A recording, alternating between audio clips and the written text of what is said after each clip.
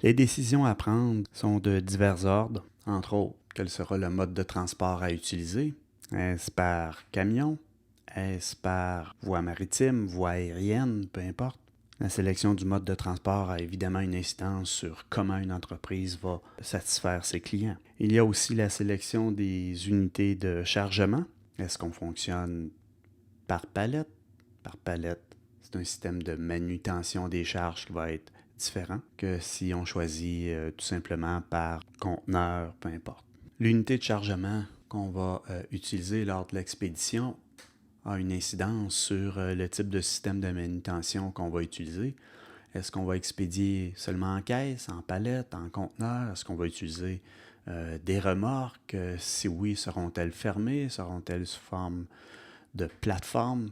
La sélection des unités de chargement va avoir un impact sur les coûts et l'organisation des services de transport. Est-ce qu'on assume nous-mêmes comme entreprise le transport, donc sélection d'une flotte privée, ou bien on fait appel à un transporteur public? Une flotte privée a ses avantages, mais a aussi ses inconvénients, de même que le recours à un transporteur public. Bien entendu, si on choisit d'avoir sous notre gestion une flotte de livraison, une flotte de camions, bien, ça va prendre des ressources humaines, matérielles, financières pour assurer ce choix. Et bien entendu, il va falloir aussi regarder du point de vue fiscal ce qu'il en sera de l'équipement. Est-ce qu'on loue les camions? Est-ce qu'on achète plutôt les camions? Alors, il y a des compromis à faire, il y a des évaluations à faire de ce côté-là. Un transporteur public a l'expertise et les habiletés pour effectuer le travail. C'est sa raison d'être comme travail. En plus, on n'a pas à se préoccuper des ressources de transport à mettre en place. Cependant, on doit avoir confiance envers le transporteur parce qu'il va s'agir d'une extension de nos produits et services. Une mauvaise livraison, un produit qui arrive à destination et que la boîte est endommagée, ce sont des situations avec lesquelles notre image d'entreprise peut être touchée. Finalement, il faut aussi mettre en place certains systèmes de pilotage des flux. On va obtenir des renseignements sur les tarifs, les horaires, les itinéraires, les réservations, l'ordre des livraisons. On a peut-être des équipements qui doivent être suivis.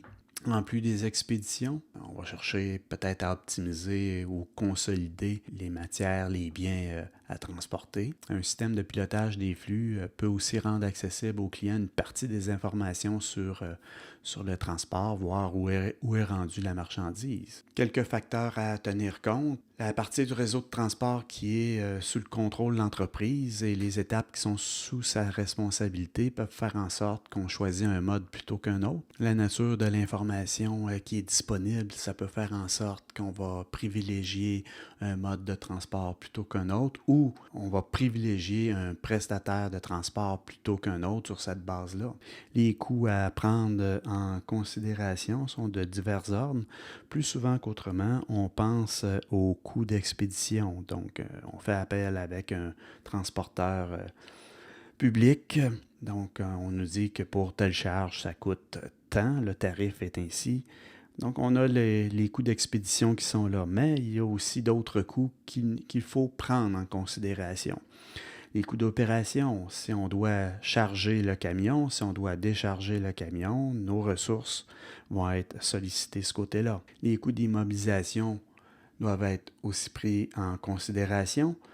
Si nous sommes propriétaires de la marchandise jusqu'à la destination, la marchandise comme telle est encore en stock, même s'il s'agit d'un stock de transit. Donc, on doit prendre en considération les différents coûts d'immobilisation.